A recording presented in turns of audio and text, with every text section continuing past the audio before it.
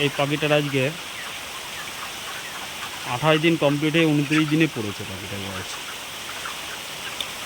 কত ওজন হতে পারে আপনাদের কমেন্টে জানাবেন। এই পাখিটা ওজন হচ্ছে 1700। সবাই বলে নিপিলে নাকি জল কম খায় বা নিপিলে পাখির রেজাল্ট ভালো হয় না। পদ্মা কিন্তু ফেলেনি, কিন্তু জলটা দেখুন সাইড চারা করার জন্য ভিতরে জল ঢুকছে না, কতটা জল বাইরে যাচ্ছে।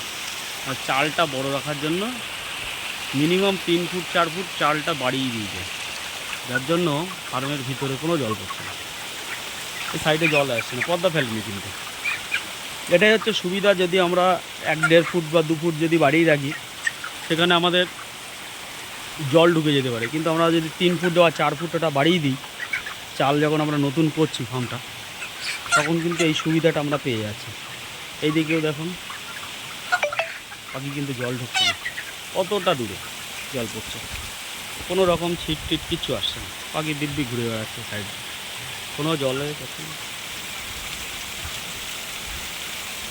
কোনো জল ঢুকছে না।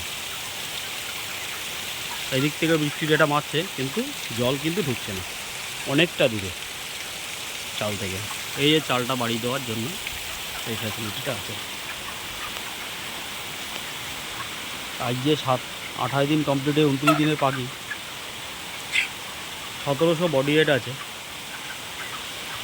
1.41 FCR আছে পাখিটা।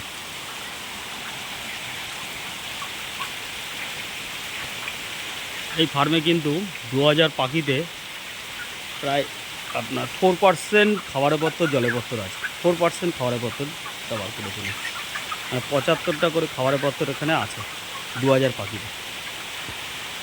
এই খাবারের পত্র বেশি থাকার কারণে পাখিটা ফিড ইনটেকও বেশি থাকছে,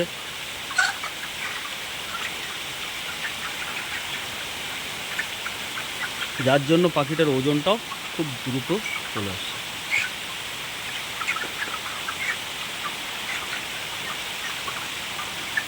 এই বিষয়ে যদি আপনাদের কোনো মতামত থাকে আপনারা জানাবেন। যদি মুরগি সম্বন্ধে কোনো অভিযোগ বা কোনো সমস্যা বা কোনো সমস্যার আপনারা যদি সম্মুখীন হন, সেগুলো আমার কাছ থেকে জিজ্ঞেস করতে পারেন, কমেন্টে জানিয়ে আমাকে জানাতে পারেন কী সমস্যা আপনারা আছে না আছে।